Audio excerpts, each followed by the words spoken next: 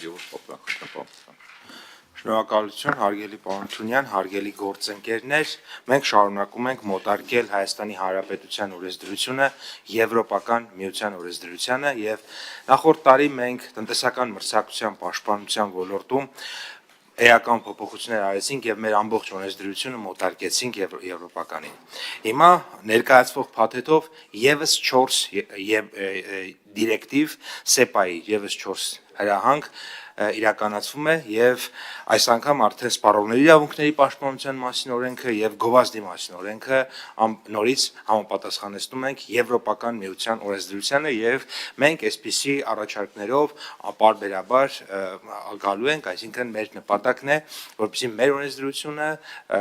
մեր միջավայրը Եվրոպական միության օրենսդրության միջավայրին համապատասխանի։ Ներկայացվող փաթեթներով հետեւյալ խնդիրներն ենք լուծում։ Մասնավորապես սպառողների հետ կնքվող պայմանագրերում անարդար պայմանների վերաբերյալ, հեռակա եւ ձեռնարկության շենքից դուրս գտնվող պայմանագրերի մասով սպառողների իրավունքների պաշտպանության մասին, մոլորության մեջ գցող եւ համեմատություններ պարունակող գովազդի մասին, ապրանքների անհամապատասխանության դեպքում սպառողի իրավական պաշտպանության միջոցների մասին։ Հիմա հերթով գնանք դրանց մասին ներկայացնեմ։ Առաջին սպառողների հետ կնքվող պայմանագրերում անարդար պայմանների մասին։ Սրա վերաբերյալ հրահանգի մոտարկման դեպքում սպառողների հետ կնքվող պայմանագրերում չեն կարող ներառվել անարդար բնույթի պայմաններ, խոսքը գնում է այնպիսի պայմանների մասին, երբ սպառողը ելնելով իր շահերից չէր ընդունի այդ պայմանը, եթե հնարավորություն ունենար մասնակցելու պայմանագրի պայմանների որոշմանը։ Նախագծով սահմանվում են անարդար բնույթի պայմանների տեսակները, նախատեսելով, որ պայմանագրում որևէ անարդար պայմանի առկայության դեպքում նման պայմանն առ-ոչինչ է։ Օրինակ,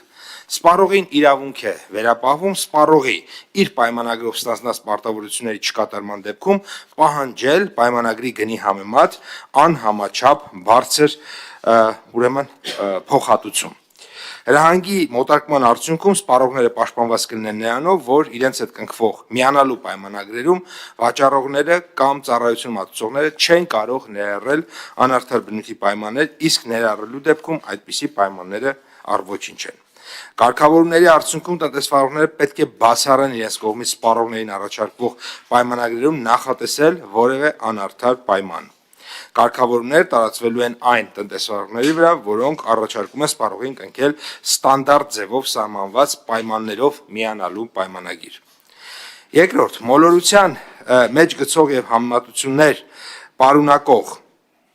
գովազդի մասին հրահանգի մոտարկման արդյունքում սահմանվում են մոլորության մեջ գցող գովազդի եւ համեմատություններ պարունակող գովազդի հասկացությունները, դրան մոլորեցնող լինելու հանգամանքները, համեմատություններ պարունակող գովազդի թույլատրելի դեպքերը։ Մոլորեցնող գովազդի օրինակ։ Մեր դիաբետիկ հաբերն օգնում են ներառել առանց որևէ ջանքի։ Խմեք օրական 1 հաբ եւ կնիհարեք 10 օրվա մեջ 10 կիլոգրամ։ Առաջին, եթե հաբերը չունեն գիտական ապացուցված ազդեցություն, արտադրողը չի նշում, որ արդյունքը կախված է նաև սննդակամ, արտադրողը չի նշում, որ արդյունքը կախված է նաև սննդակարգից եւ ֆիզիկական ակտիվությունից, ապա բնականաբար նման գովազդը համարվում է մոլորեցնող կամ համեմատություն պարունակող գովազդի օրինակ։ Մեր X ատամի մածուկը մաքրում է ատամները 2 անգամ ավելի լավ, քան մյուսները։ Համեմատում է սովորականի հետ, մյուսների հետ, որ շեշտի իր առավելությունը։ Նման գովազդ տարածելը թույլատրվում է, եթե համեմատությունը հիմնված է ճշգրիտ տվյալների վրա։ Եթե իրոք այդպես է, ապացուցելի է, ապա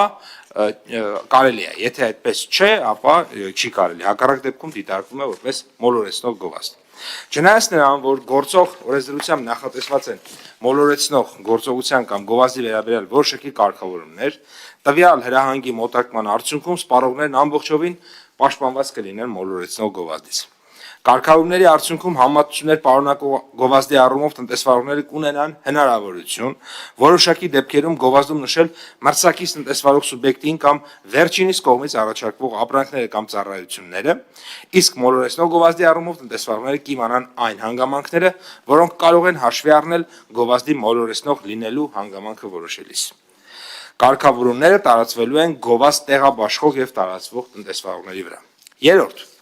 հերրակա ձեռնարկության շենքից դուրս գտնվող պայմանագրի մասով սպառողների իրավունքների պաշտպանության մասին հրահանգի մոտարկման դեպքում կներդրվի հերրակա եւ ձեռնարկության շենքից դուրս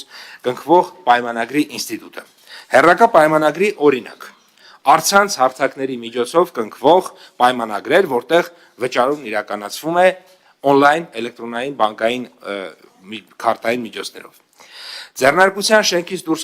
կնքվող պայմանագիր կնքվում է ոչ թե վաճառողի կամ ծառայություն մատուցողի տարածքում, այլ գնորդի տանը, փողոցում, հասարակական վայրում, որտեղ վաճառողը մոտենում է սպառողին։ Օրինակ, վաճառող ընկերությունը այցելում է գնորդի տուն եւ առաջարկում է գնել ջրի զտիչ սարք։ Գնորդը համաձայնում է եւ տեղում ստորագրում է պայմանագիրը։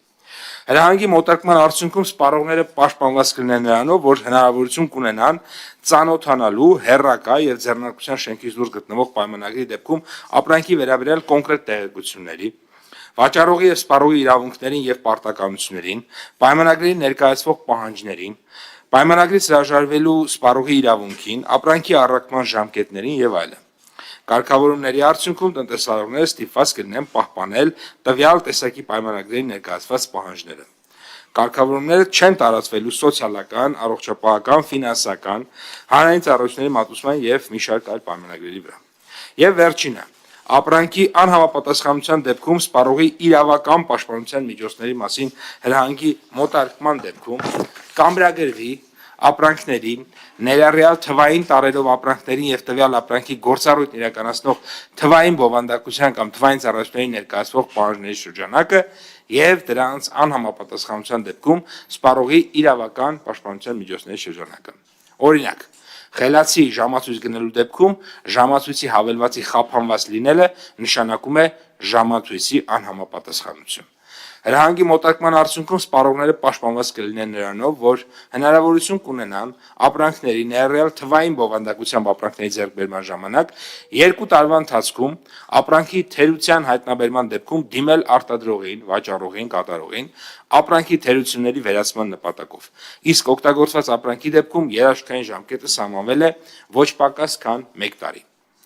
Կարգավորումները տարածվելու են ցանկացած պայմանագրի վրա, որոնք վերաբերվում են շարժական գույքին,